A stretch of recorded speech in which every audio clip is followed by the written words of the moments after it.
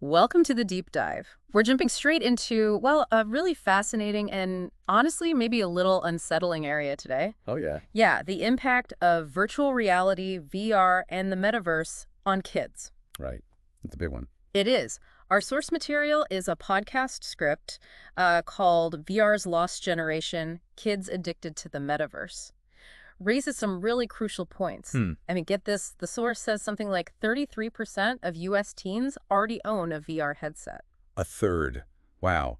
That's that's a lot higher than I might have guessed, actually. Isn't it? And it's not just sitting there collecting dust. No, the source mentioned, what was it, around 13% are using them weekly? Exactly. So it's becoming, pretty embedded in some young people's lives. And I think what's valuable about looking at this source is how it tries to balance things. Balance how? Well, the potential, the cool stuff, the, exciting possibilities. Against the risks. Exactly. Against some very real concerns about safety, about well-being online. Yeah, the script definitely doesn't pull punches there. It mentions right off the bat some study finding like a worrying number of kids facing hate speech. And worse, yeah, online predators. So for everyone listening, our mission today is really to unpack this whole thing. Try and figure it out. Is the metaverse this amazing new place for learning, for fun, or is it, potentially a new kind of digital danger zone for kids? That's the big question, isn't it? Let's get into it. Okay, so first things first, what is the metaverse really? The source makes a point that it's not just like Zuckerberg's thing. Right, not just meta. Think of it more like um, a more immersive internet, a 3D internet. So instead of clicking links, you're Yeah. stepping inside. Kind of. You're in these virtual spaces interacting with people with digital stuff in 3 dimensions. It's a vision of like lots of different virtual worlds all connected up. Like the internet has different websites. Exactly that parallel. The source even brought up Ready Player One. Ah, okay, good reference point. That feeling of being in the world. That's the core of it. And that's why kids are drawn to it, which the script really highlights. It's not passive, right? Not just watching a screen. No, definitely not. VR gives you this incredibly deep sense of immersion. You feel like your avatar. No, it's actually you. That embodiment idea they talked about? Precisely. Mm. And that feeling apparently makes VR way more engaging.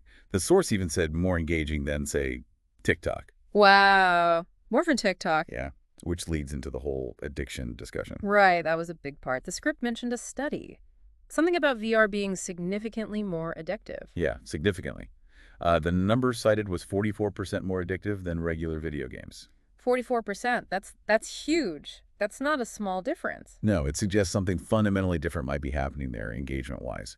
Maybe rewiring those reward pathways faster, especially in, developing brains.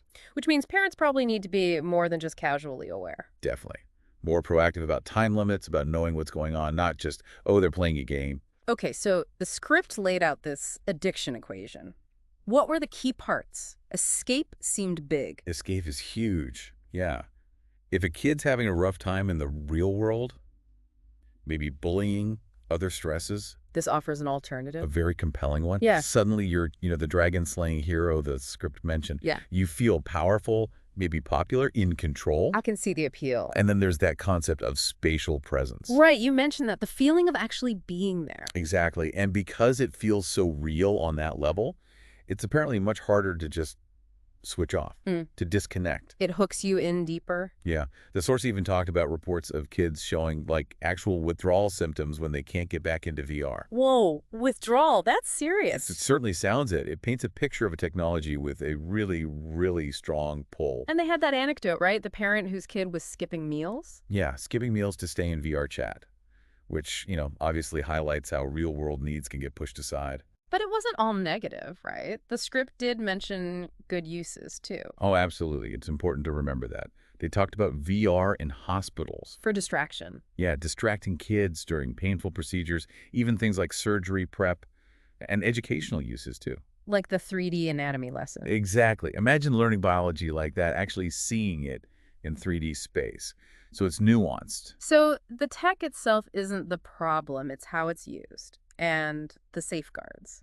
Pretty much. Its impact depends entirely on context, use, and, yeah, the protections in place. It's about seeing the whole picture, the good and the bad. Okay, let's talk more about the bad then. The dark side, as the script called it. Those statistics were pretty alarming. They really were. That study, over 5,000 teens. What were the numbers again? Hate speech was high. Yeah, 44% encountered hate speech, almost half. And then harassment and grooming. 19% sexual harassment, 18% grooming attempts. Those are just Yeah. incredibly high numbers. And it mentioned girls being targeted more. Disproportionately, yes, which is deeply concerning. And the script made the point that because it's VR, it feels worse. Exactly.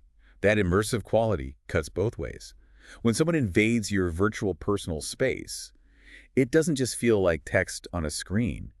It can feel like a genuine physical violation. That blurring of lines again. Yes. It's Yeah. critical. Now, platforms are trying things like those safe bubbles, proximity detection, reporting tools. But are they working? Well, the source suggested it's inconsistent. Effectiveness really depends on how well they're implemented, how good the moderation is, whether that's AI or actual people looking at reports. Yeah. Seems like there are gaps. And it's not just the social dangers. There are physical effects, too. Yeah, the script touched on that. Things you might expect, like eye strain, maybe dizziness. Motion sickness? Could be. But also potentially psychological stuff, like dissociation. Feeling disconnected from reality after Ugh. spending a long time in VR. And they had that other anecdote. The kid obsessed with a game score. Yeah, the Beat Saber high score versus the math grade. Right.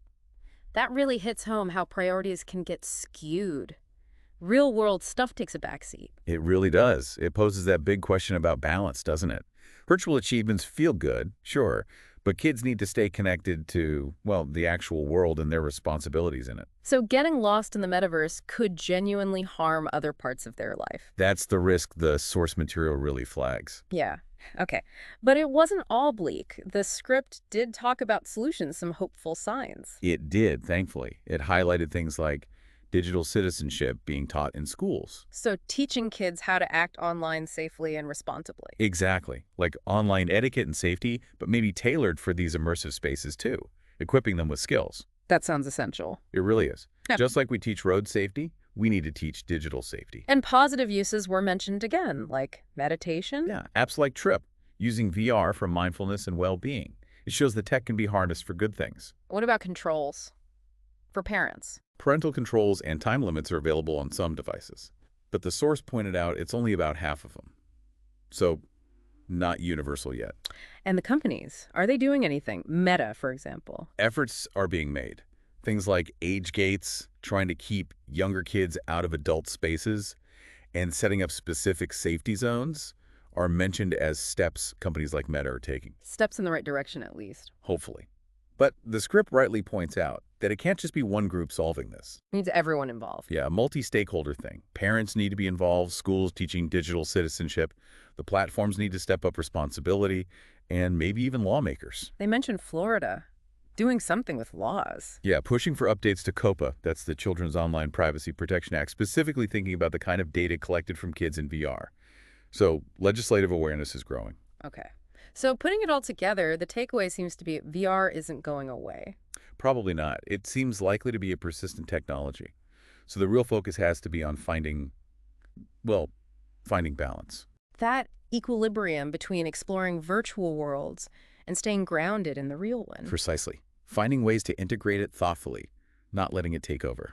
So for listeners, the big message is opportunities and risks, side by side. Definitely. Significant opportunities, serious risks, and proactive engagement is absolutely key. Meaning parents talking to their kids. Yes, openly, regularly, Yeah. about what they're doing in VR, who they're meeting, how it makes them feel, not just monitoring, but communicating. And pressure on the platforms, too. Absolutely. A clear call for them to really enhance safety, make these spaces genuinely age-appropriate and protective.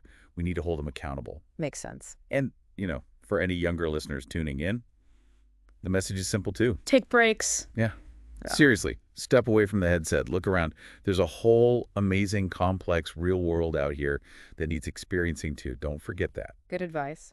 So wrapping up this deep dive, it feels like the future of the metaverse for kids. Well, it's kind of up to all of us. It really is. It depends on our collective efforts, parents, educators, tech companies, kids themselves, to make it safe, inclusive, and ultimately beneficial. A shared responsibility. Thanks for diving deep with us today. Maybe think about what role VR plays or could play in your life or in your family's.